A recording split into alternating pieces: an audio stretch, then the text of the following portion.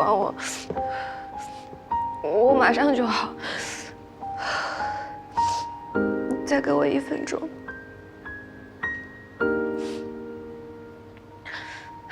这么恶不惯法，你这么不争气。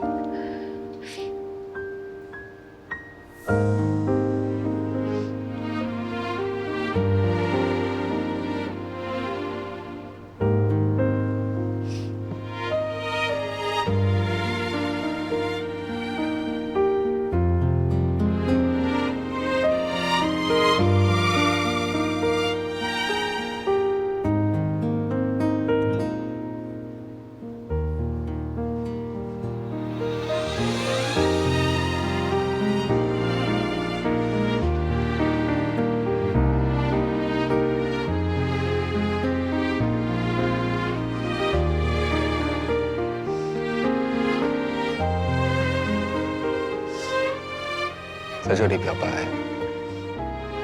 是在拉低我的档次。可是你哭成这样，我不趁虚而入，又对不起我的智商。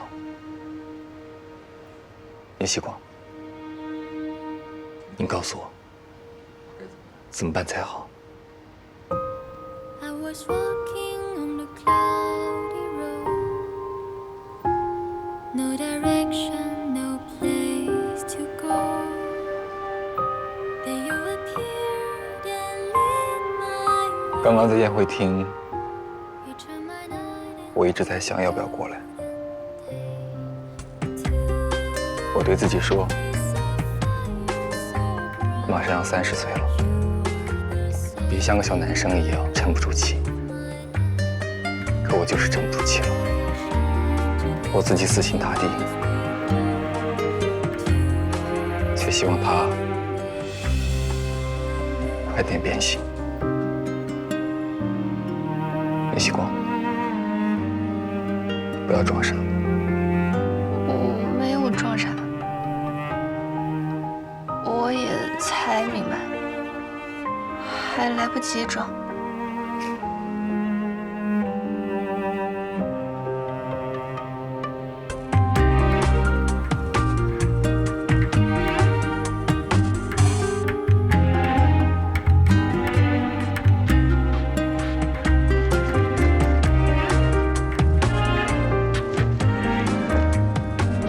我去车里拿的，去换上。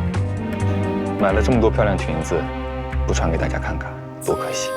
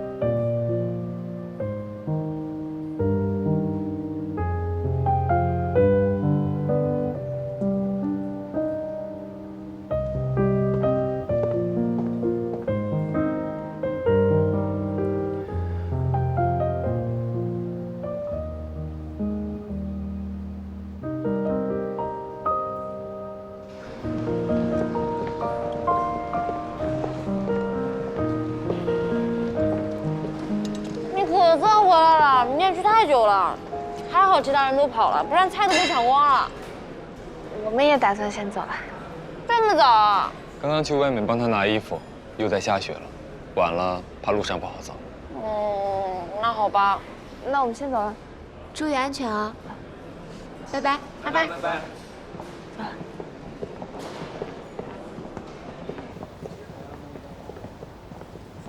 希光。你们也这么早走啊？不是吧？你居然又换了一身衣服啊？哎，这身也很好看。我们大小姐出门带的行头比我这新娘还多。她刚刚不是弄脏了衣服才换的。下午据说雪更大，到时候交通不便，我们就先走一步了。那你们怎么回去啊？希光，你男朋友喝了酒不能开车吧？走出去打车，车会有人来开走。行，安全第一。谢谢你们来参加我们的婚礼。那我就不送了，你忙你的吧，回头我们去。走了。交给你了。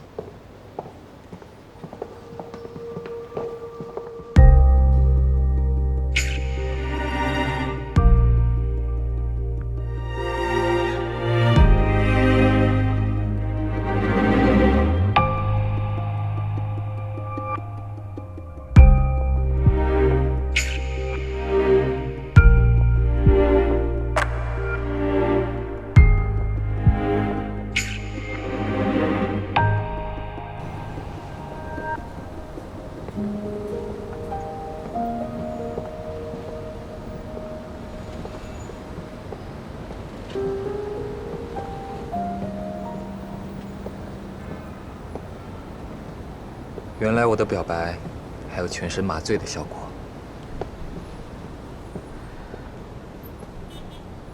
对不起。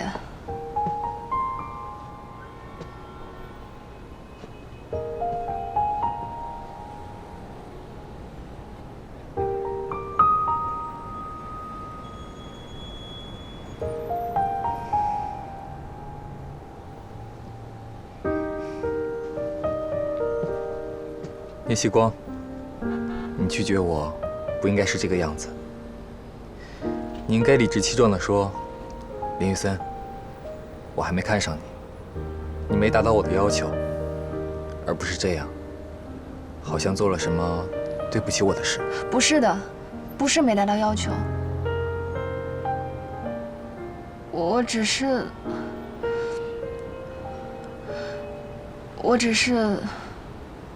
还没有忘记以前喜欢过的人。刚刚你也看到了，如果两个人要在一起，一定要是全心全意的。我现在没法做到。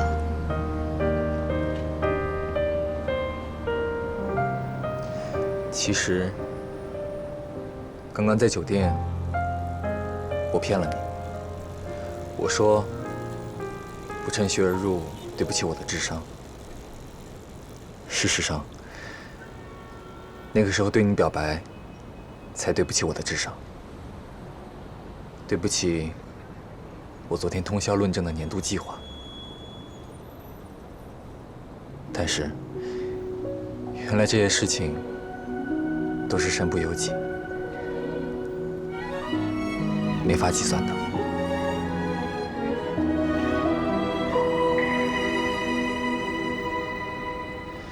第一次体会这种感觉，真是新鲜。我知道你会拒绝我，但是这么快，怎么办？我现在有点，无颜见江东父老。不过也算在意料之中，而且有一种虽然是肿瘤，但幸好是良性的感觉。好吧，看来还是只能循序渐进。那么就先谈到这里，我们回苏州再说。肿瘤只是一个不恰当的比喻。哦。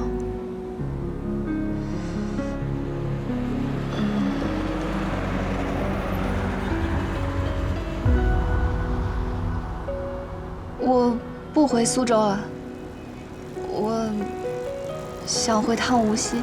那个反正还有1天半的假期嘛，我也好一段时间没有回去看妈妈了，而且我还想和妈妈。回家要这么多理由吗？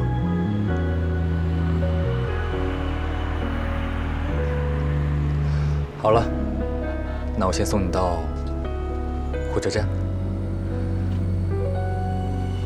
不用了，我打车就好了。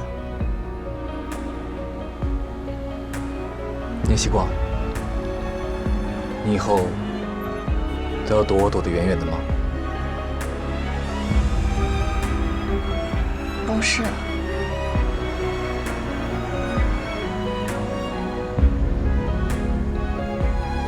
明明没有接受，还坦然享受着别人的照顾，那不是太过分了吗？这个我也不太有经验。不过我这样，难道不是正常的追求步骤？所以你不仅不接受我，还不许我追你。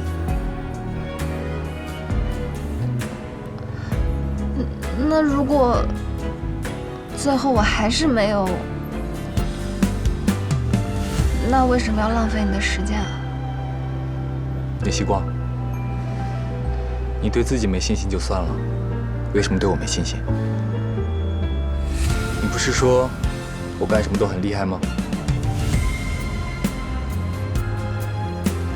你这样一个女孩子，连最后还是没有接受我，都不忍心说出来，心软成这样，我要多蠢才追不上你？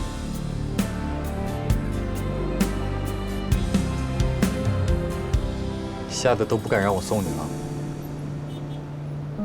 我只是在追求你，又不是谈商业合作，还要谈投资回报率。为什么你要先想着你不接受就是对不起我？我在追你，希望是你的福利，不是你的负担。你说你还喜欢着别人，那有什么问题？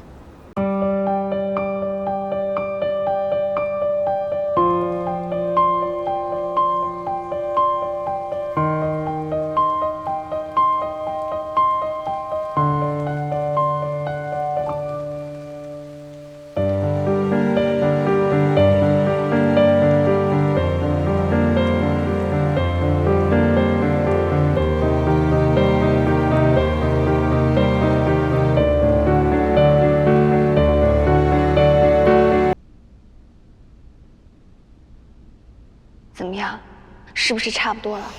快用你男生的角度帮我分析一下，现在表白是不是把握很大？你早该冲上去了，还刷什么好感度？不就也用得上吗？哎，算了算了，我觉得现在还是太快了。待我细细思索，做一个完美的计划。做什么计划？我通宵做了一个，你要看吗？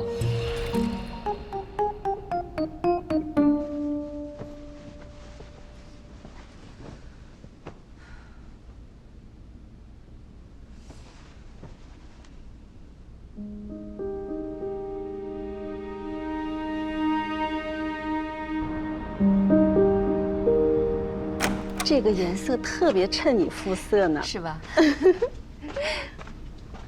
周阿姨，哎呀，好长时间没看到西瓜了，真是女大18变，越来越漂亮了。你这个点儿起来，怎么还2个大黑眼圈啊？我没睡好。厨房里给你留了豆浆、油条和饼，让严阿姨给你热热。吃完了过来跟周阿姨聊聊天。好，拿过来这边吃吧。好呀。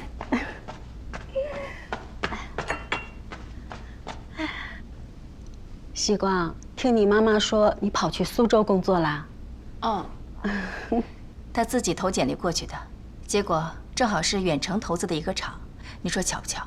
所以我让她去厂里历练一下。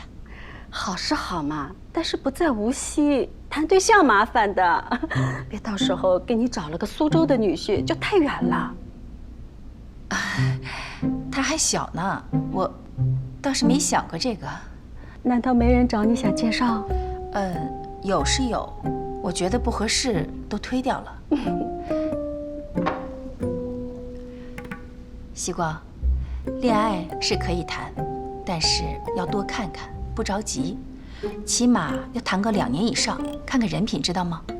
最好，是谈个本地的，苏州离得太远了。对，就听你妈妈的。之前苏阿姨的女儿就嫁到浙江去，好了，这下1、2个月才能见个面。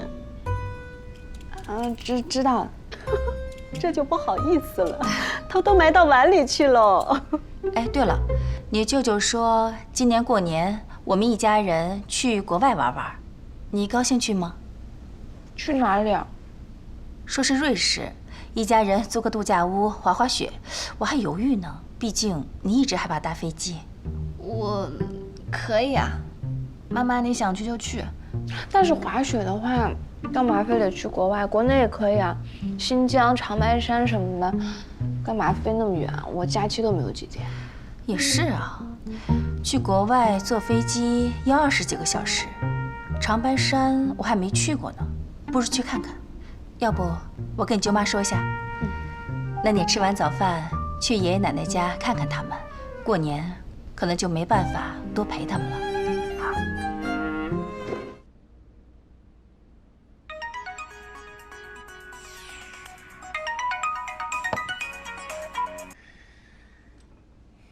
妈，雨森在忙什么呢？在不认真的帮师兄看论文，给一些意见。不认真。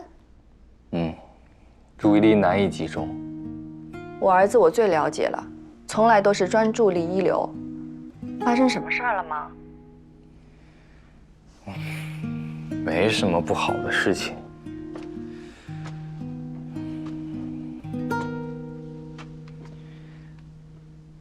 等有了把握再告诉你。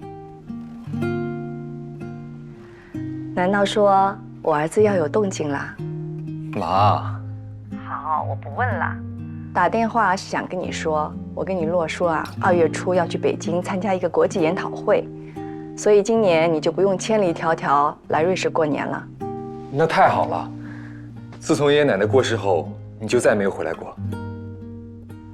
不过我不打算回上海，上海那边你也就别提起了。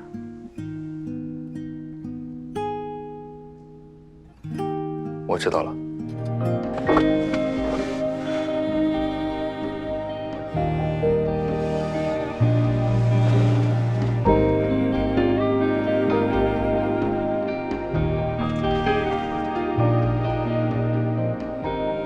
明天上班又要看见他。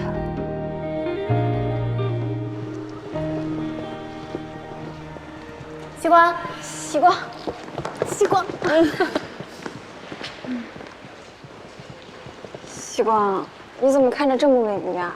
昨天熬夜了？啊，没有啊。可能是太冷了吧。是啊，昨天半夜又下了雪，还好我们办公室有暖气。同志们，来，拿上你们的武器。来，昨晚又下了一场雪，不把道路清出来，没办法工作，还有安全隐患。按照往年惯例，各部门分区清扫积雪，待会儿林总也会参加。大家辛苦了。好，拿好工具，准备出发。好。我们部门分到的是精细活，清扫楼顶上光伏板上的积雪。张总。啊，林总，你们已经上来了。我来得早，把林总拉上来了。你们也开始吧。但是张总您，小王，你什么意思？看不起我年纪大了？清扫光伏板这事我每年都干，你们林总还不如我熟练呢。这倒是，刚刚张总传授了我不少技巧呢。那张总您小心路滑啊！好，大家开始干活吧，自己分配一下区域啊。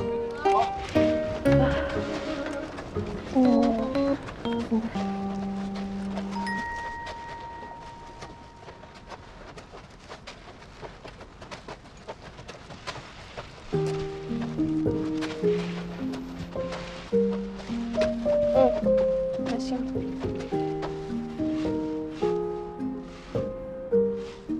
西瓜，还是从这儿开始吧。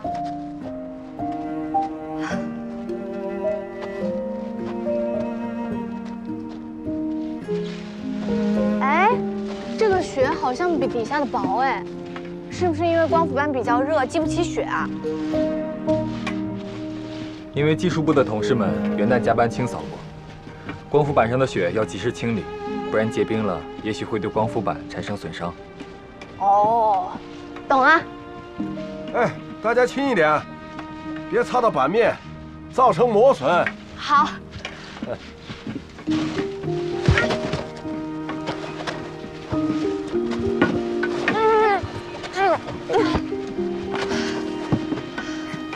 光复版没擦伤吧？擦伤不会要赔钱吧？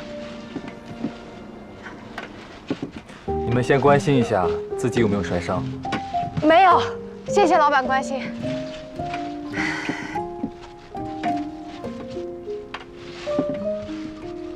我也没事。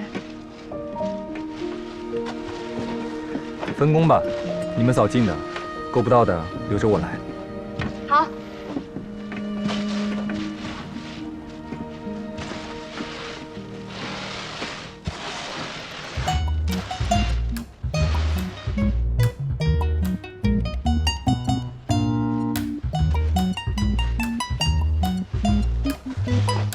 西瓜，你也太麻利了，这么快有鬼在追吗？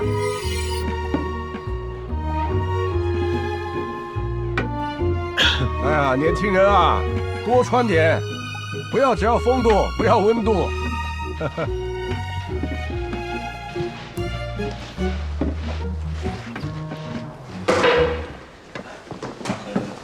给我吧，辛苦了。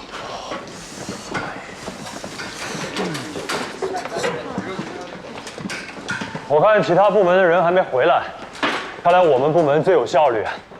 哎，大家喝口热水暖一暖，一会儿林总开个会啊。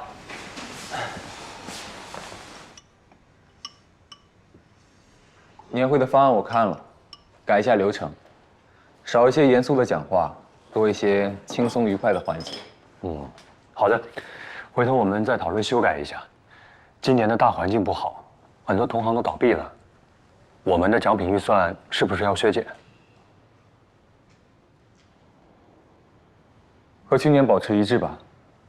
另外，除了实物奖品外，也可以增加一些趣味性的奖品，比如带薪假期1周之类的。这个可以用，这个好啊，那大家肯定喜欢啊。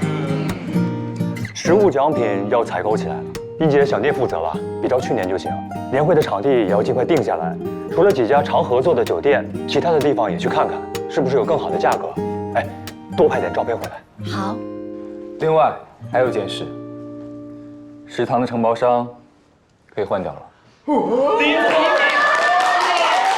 我就说完这家不好吃，这还吃拉肚子呢。定然换。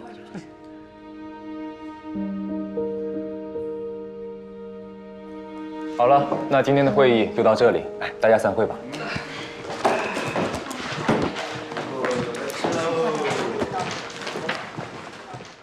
林总，有个事情跟你汇报一下。你看，这个方案我们还要调整吗？预算刚刚好，不用调整。一会儿我送到你办公室签字。好。我们只是跑跑腿，回头都是要报上面的。不过说实话，你们这个价格真的没什么优势。我们的场地比较新，配合度也高。新就是名气不够。我们年会也是要讲讲排场的。上当了，上当了！原本我还以为是个光明正大溜达的好差事，结果没想到腿都快跑断了，嘴都说干了。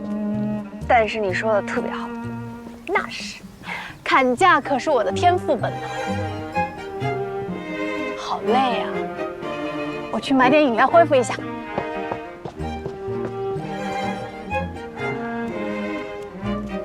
谢谢。啊。哦，谢谢。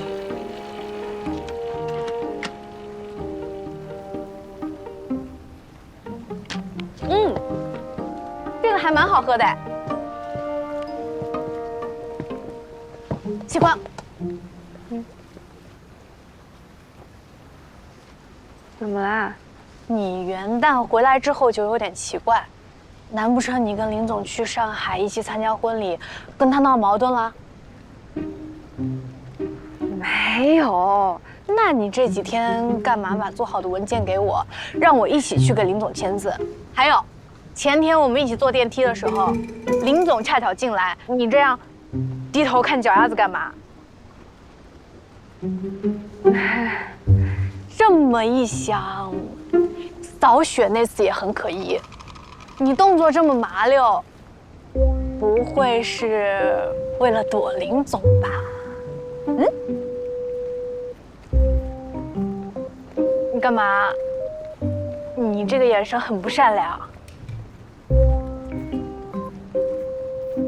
我今天晚上请你吃饭吧，松鼠桂鱼和鸡头米。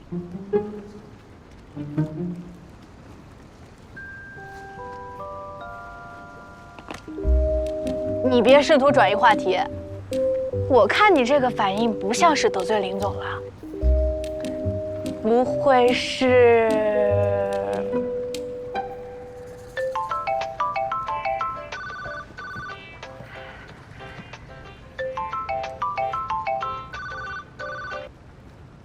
小聂啊，晚上请我吃饭吧，我要跟你爆料，师弟那个混蛋居然挂我电话，我要告状。这个混蛋，我帮了他这么多忙，现在找他帮个忙，他居然挂我电话。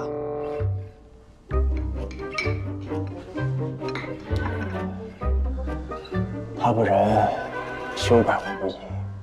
小聂，你一定要认清他人面兽心的真面目，还有他硬赖在医院跟我们讨论手术方案，你懂的吧？当然，他的确给我们了许多有用的建议。还有什么？哦，一起吃饭，这些都是他干的，你肯定都知道。管你参加师妹婚礼这种无耻的事情，就不用我多说了吧？不用多说。不过方师兄，你真的是来爆料的吗？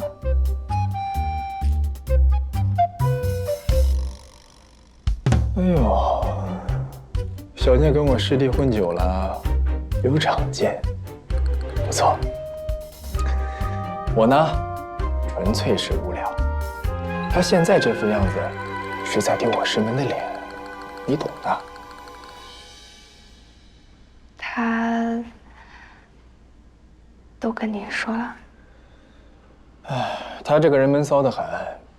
当初要不是要我帮忙，没办法，追妹子的事情都不会跟我说的。哦，现在的这个情况，用得着说吗？打电话给他，才提到你的名字，一个字“忙”就挂了。这明显是无颜见江东父老了呀！还真有江东父老啊！小聂，我师弟你都看不上，这眼光得多高啊！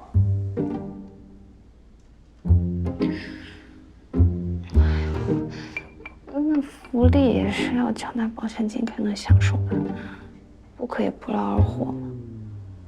什么福利，什么保险金？小聂，你说话我怎么听不懂了？这深奥的感觉，跟我师弟越来越像了。哎，师兄，吃鱼。想用鱼堵住我的嘴，我还真是饿了。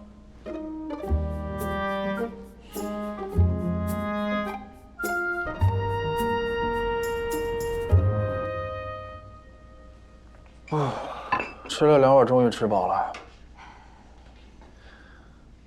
那今天我值夜班，一会儿我就不送你了。我发信息给师弟了，一会儿他来了会带我送你回去的。方师兄，你这也太明显了吧？哦，是吗？哎呀，不好意思啊，我们外科医生呢，平时做手术都比较精细啊，生活里边呢就特别的简单粗暴，习惯一下。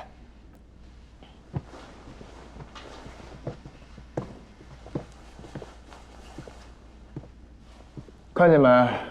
我师弟当年拎个饭盒去吃饭，都能摔倒一整个食堂。如今虽然老了点，但也不减当年风骚，有没有？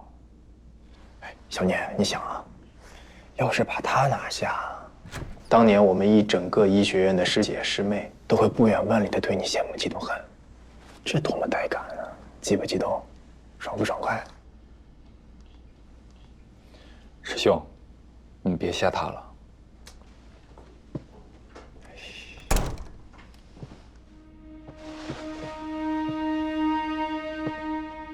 我还没吃饭，介不介意我把剩下的给吃了？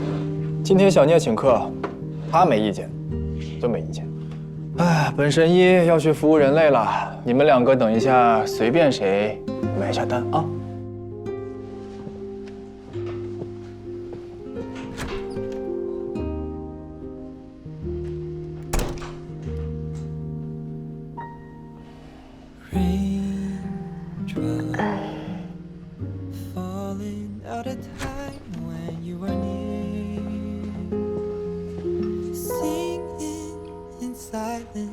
and the world stops spinning out of line so uncontrollably.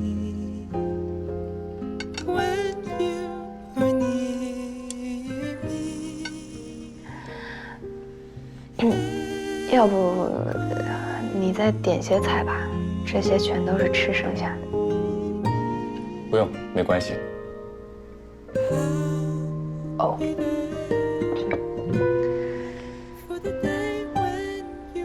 怎么主动跟我说话了？我还以为你会吓得立刻跑路呢。哪有？你也再吃一点。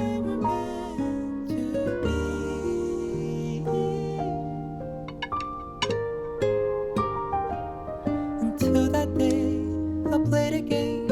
I'll dream away. It'll be the same to you. 买单。哎，等一下，等一下，我说好了要请方师兄的。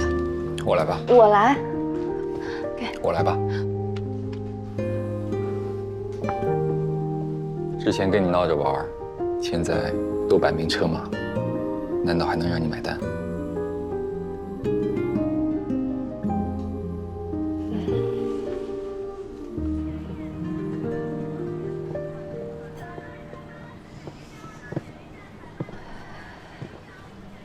这边车不能开过来，要走一段路。嗯。他今天来找你，我事先并不知道。他说的那些话，你不用太在意。他说，陆小姐她并没有请我参加婚礼。啊，原来是越级打小报告来了。真是这样？是啊，那时候还没摆明车马，肯定要绞尽脑汁创造机会。我还以为你会不好意思一下。都那么直接过了，现在不好意思，好像也来不及了。以前的我好像也是这么的坦率和直接。如果先认识林雨森的话，会是什么样？我会不会对他一见钟情？两个人都这么直奔主题，会不会一拍即合？那大概也很好。要是我先认识你就好了。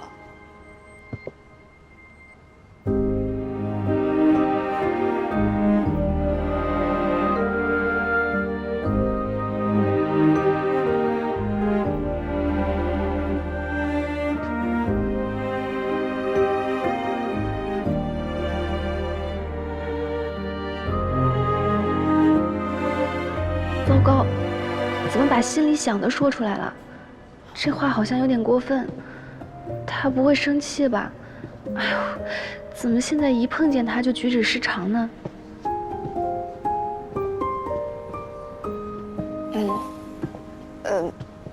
那个，方师兄找你帮什么忙啊？他有篇论文，跟我之前研究的课题相关，让我看看，给点意见。他明知道你，还叫你做这些，早知道不请他吃饭。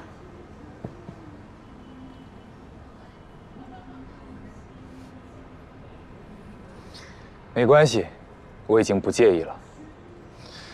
直面手残的人生啊，矫情1年多也就够了，难道矫情一辈子？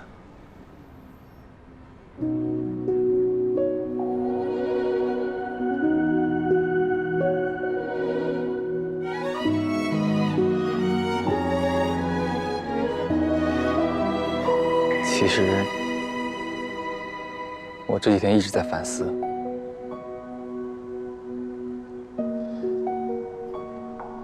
那天是我太冲动了，把你吓到了。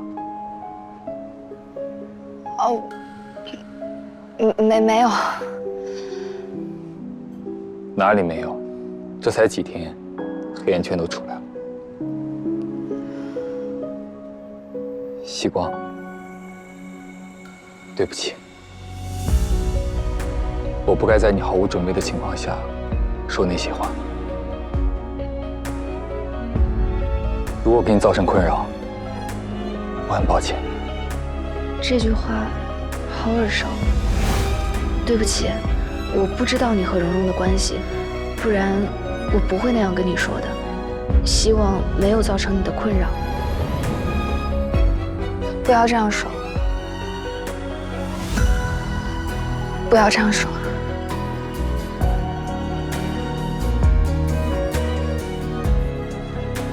好了，我不这样说了。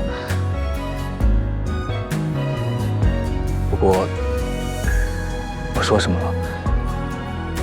害得你都快挂眼泪了，这么爱哭。不要道歉，不要因为这个道歉。好，我不道歉。我只是看你躲我躲得很辛苦，我以后不这样说了，我保证。你也别躲我了，好不好？这样你累，我配合让你躲，也很辛苦啊。你配合我？难道不是我这几天聪明伶俐，闪避拉满吗？不然呢？天天想办法跑厂区和外务，我明天实在想不出什么借口再出去了。所以，你也别躲我了，好吗？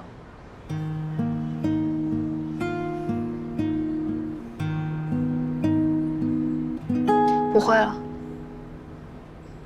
真的？那今晚陪我加班。啊？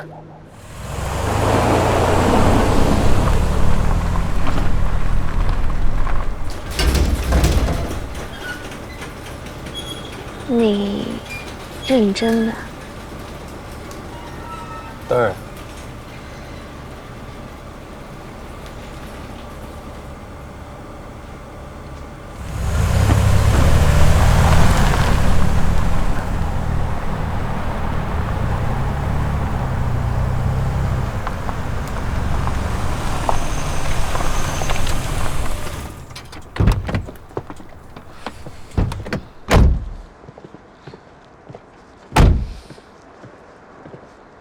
我们半夜来2期厂区工地干什么？有个问题，想征求下股东意见。你别乱扣帽子啊！我才不是，休想让青春年少的我承担我不该承担的责任。现在这么警惕了？全靠林总教诲。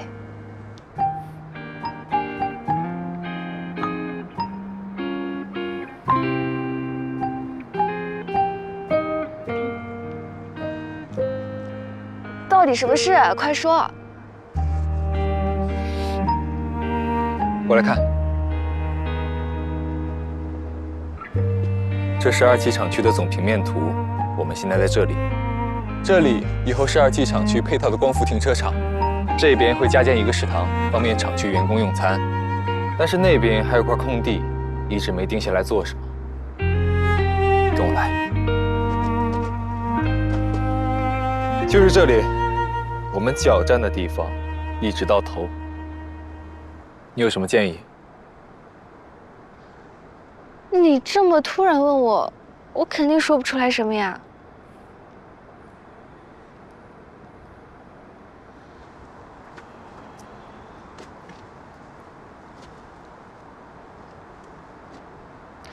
不过我一直觉得我们厂区很生硬。生硬？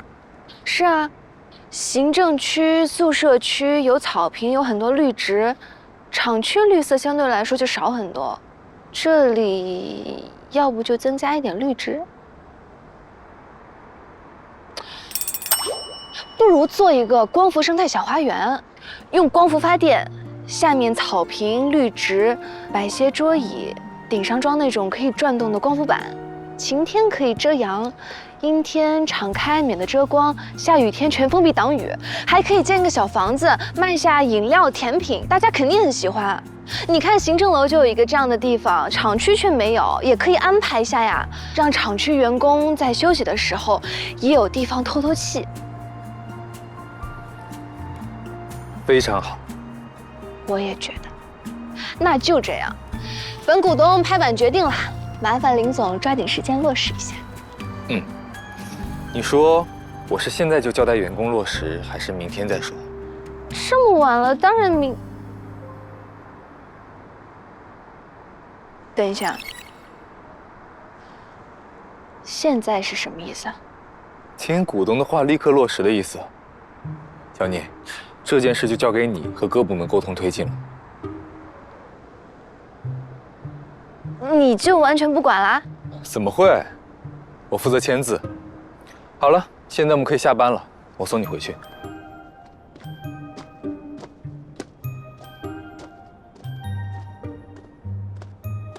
他好像在给我打工，又好像是我老板。他好像在追我，但是又给我派了一堆活。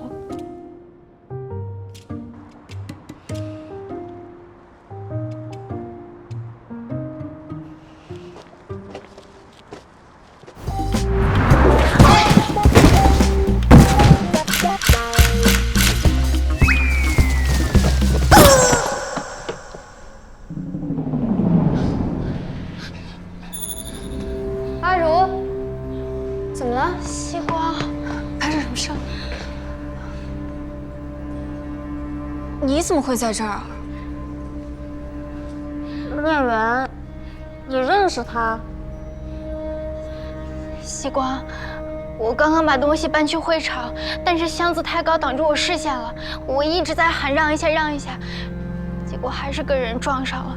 不过我确实是已经停住了，是他自己不小心撞上来的。我知道了，我知道了。聂远说的没错，你真的很会狡辩。我们本来也懒得和你计较了，你们也赔不起。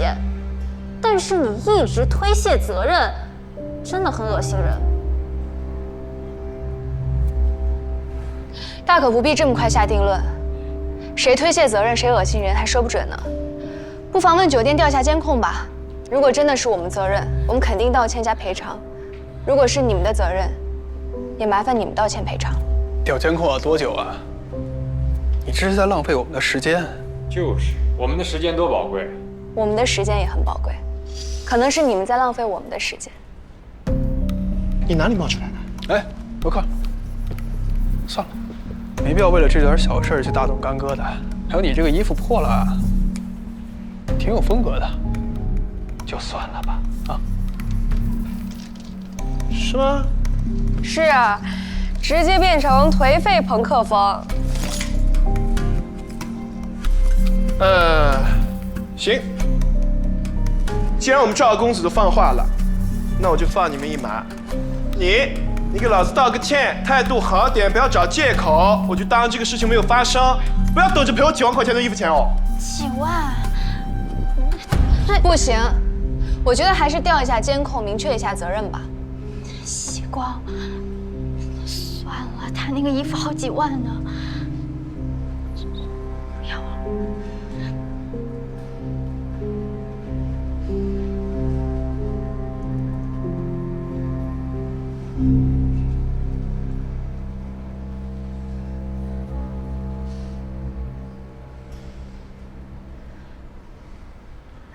还是算了吧，我感觉，也许真的是他自己摔的。罗克，算了，别和他们浪费时间了。听他们一句道歉又不会长块肉，我们倒是饿死了。真晦气！哎，走吧走吧，咱们走吧。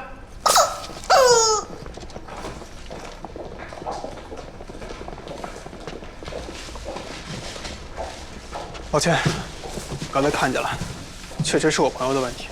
这些东西如果有什么损失，你可以来找我，代他赔偿。不用了，如果真的有什么损失，我们自认晦气。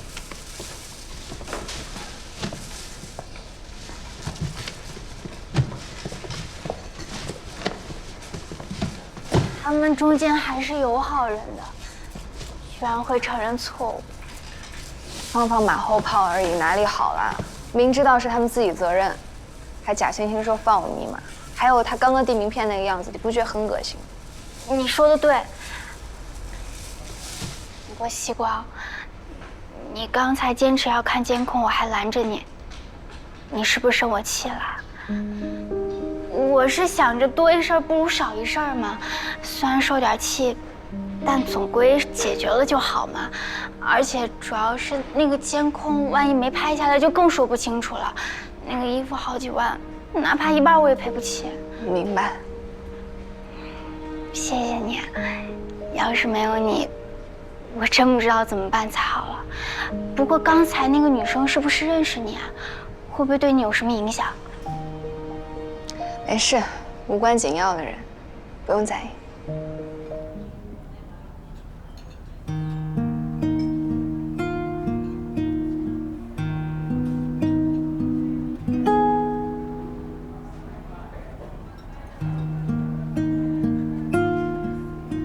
累到不想说话了？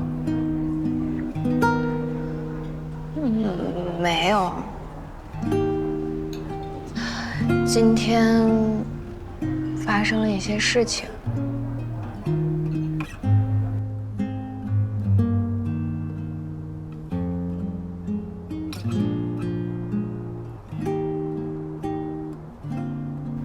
事情就是这样。你处理得很好啊，为什么不开心？也没有不开心吧，我就是在思考。阿如后来还为了我坚持要调查监控这件事情道歉了，但是我想来想去，其实是我欠缺考虑了。你看啊，我是不怕赔钱的，所以我一定要争一个是非曲直。那如果真的是我的错，我就赔偿道歉，但是你不能冤枉我呀，我不能受冤枉气。可这也是因为我有底气去承担任何后果嘛。可对于阿如来讲，这件事情确实有很大的风险。那如果他想大事化小，小事化了，我确实不应该擅作主张，坚持调查监控。你最后并没有坚持，不是吗？那我很快就想明白了嘛。我现在就是在思索其中的道理。其实，如果你一开始不摆出追究到底的架势，对方恃强凌弱惯了，恐怕不会善罢甘休。你顶住压力，针锋相对，紧要关头用懂得设身处地、见好就收，这件事情才能迅速解决。你处理得这么漂亮，应该感觉到骄傲啊。你是不是太会找角度夸人了？被你说的，我好像很厉害。你仔细想想，是不是这样？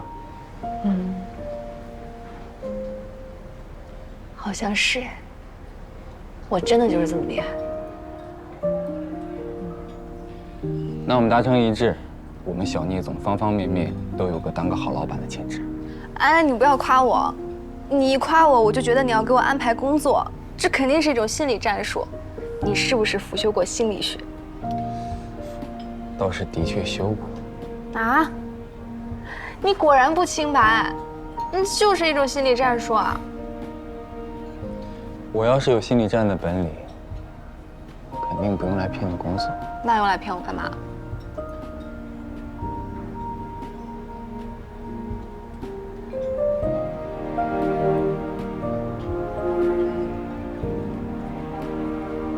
你快吃啊！等一下都糊了。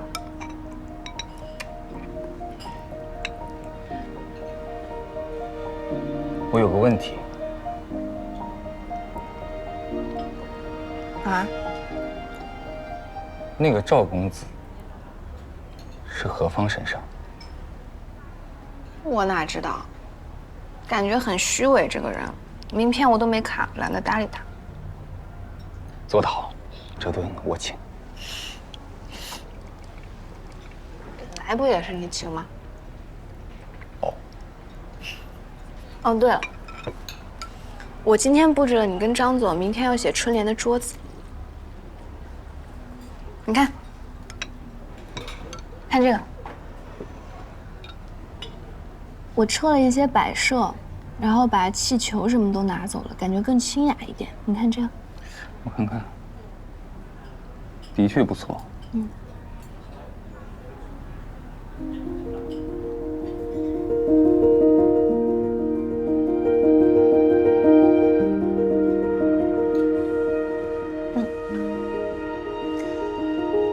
我还不知道你练过书法呢。我平时签字难道不帅？帅气。不过你今天晚上要不要突击一下，多背几副春联？光字写得好可不行，万一到时候词穷了怎么办？不用，背多费劲啊！我准备了小抄。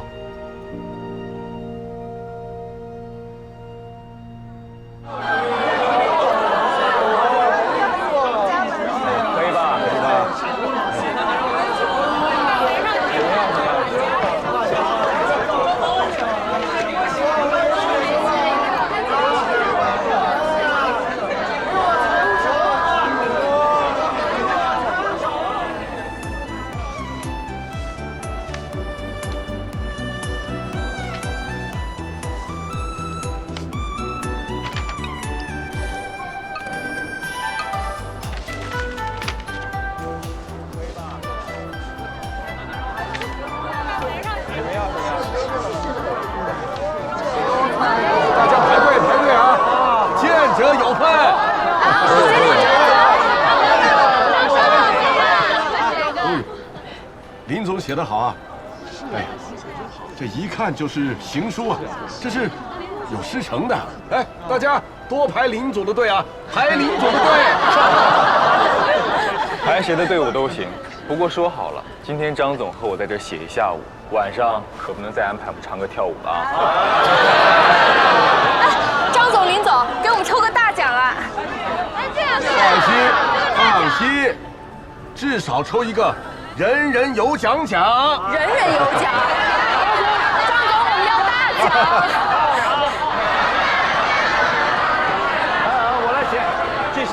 大家记得过来签到领号码牌啊，不然人人有奖奖都没有啊。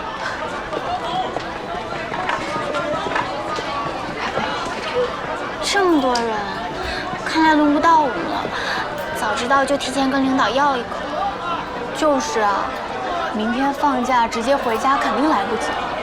唉，不然贴在宿舍门口，该多避邪呀！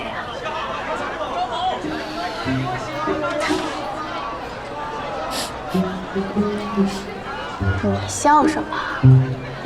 难道你偷偷让林总给你写了？没有，我就是突然想到。如果让林总写一副春联贴在我们宿舍门口，应该写什么？写什么？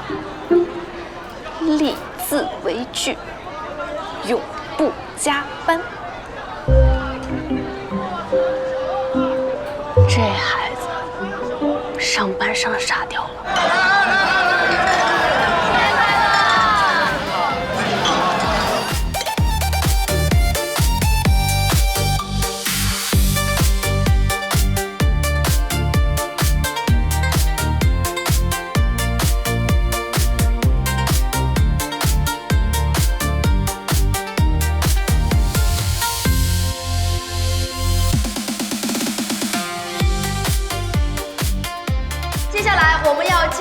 最激动人心的1等奖的抽取，有请张总上台抽奖。奖品是为大家精心挑选的护肤品套装，希望大家在新的一年里精心呵护自己，容光焕发。获得1等奖的幸运儿是078-125-90199-235-202，请中奖员工上台合照。还有不少人没中奖啊！难道大家只能拿一个人人有奖奖了 ？No！ 大家别沮丧，今年我们公司还为各位同事准备了具有趣味性的神秘大奖。有请林总上台抽奖。第1个神秘大奖：带薪休假7天。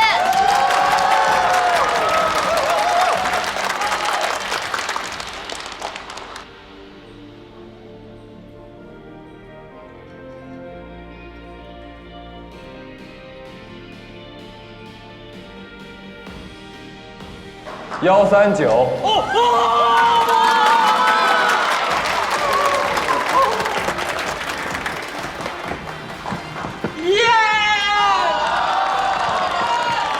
谢谢林总。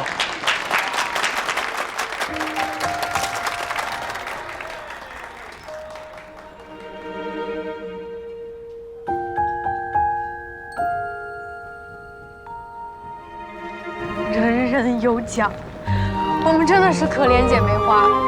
奖品是我们颁的，奖项是我们想的，结果呢，就中一个人人有奖，100块。好了好了，大过年的说点吉利的呗，不能说可怜。唉，100块，请我侄子侄女吃肯德基都不够啊。你攒攒，明年就够。玉环，你看，西光更不吉利，居然诅咒我们明年再抽中100块。哎，我没有，你不要乱理解。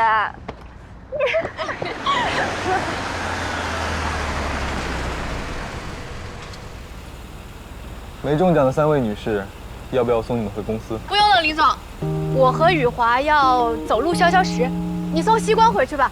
西光要回去收拾行李。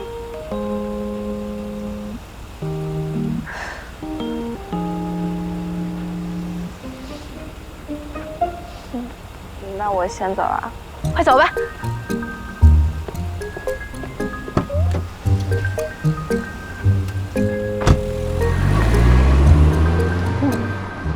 雨华呀，怎么？我如此积德，明年林总应该能抽我个大奖吧？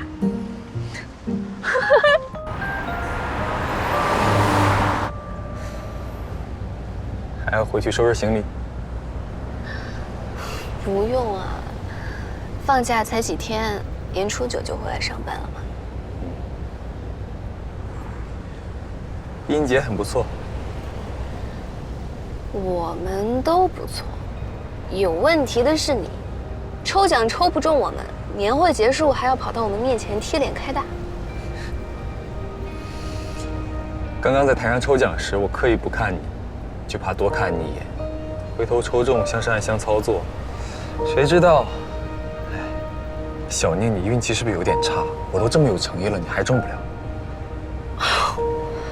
你这么心虚又复杂的心理活动，可能中奖大神都难以理解吧？看来还是我的错。年后请大家大餐弥补。那要吃最贵的。这个挺贵。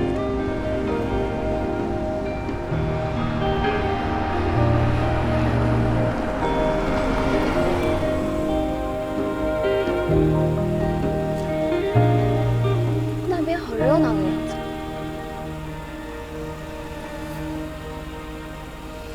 我们也去走走，消消食。好呀。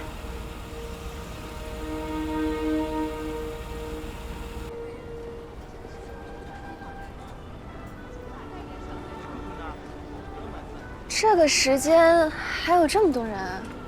可能是因为快过节了吧。这里和我们无锡的南长街很像。听说过，但是还没去过。你明年少给我安排点工作，我就带你去，从头吃到尾。你公然贿赂领导？是哦。我贿赂领导，少让我加班，你报到派出所看看抓谁。糟糕了，快说不过你了。因为我有理啊。哦。哦。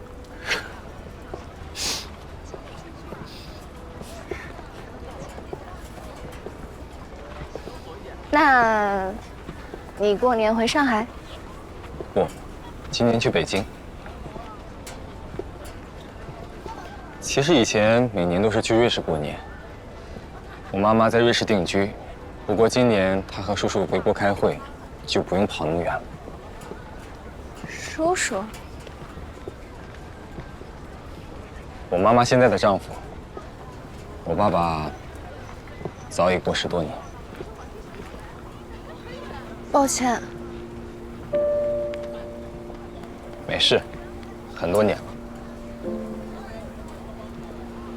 上次你说要去长白山滑雪。嗯。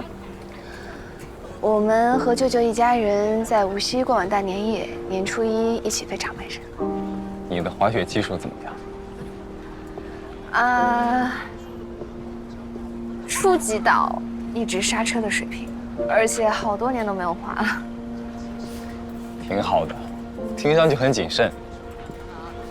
双板。你会滑雪吗？每次去瑞士，大部分时间都耗在雪山上，毕竟国外实在没什么好玩的。那你滑双板还是单把？以前是双板，这2年改单板了。双休？你吹牛的吧？这又不难，花点时间罢了。哦。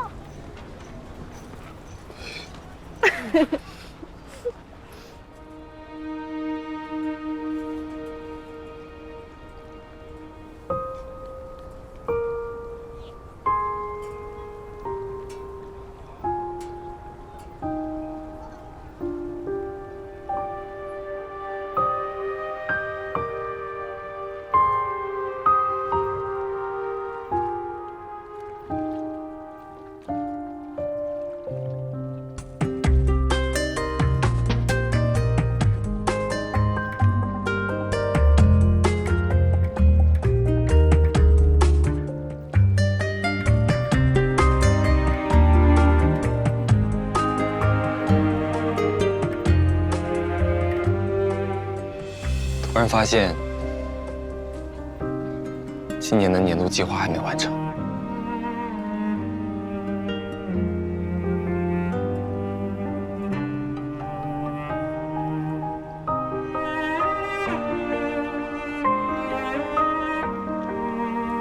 那怎么办？不怎么办？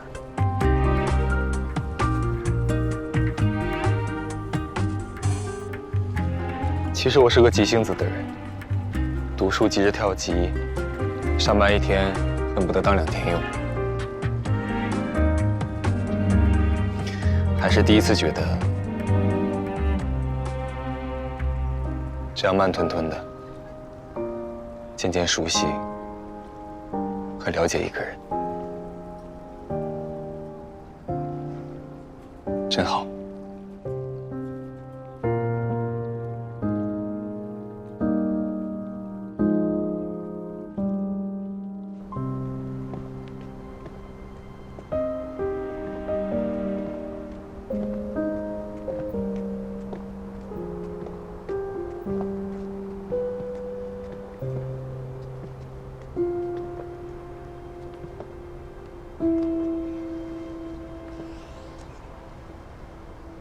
那我上去了。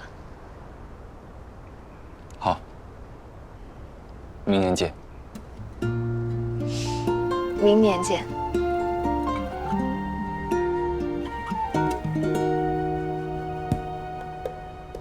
看白雪一片片落地，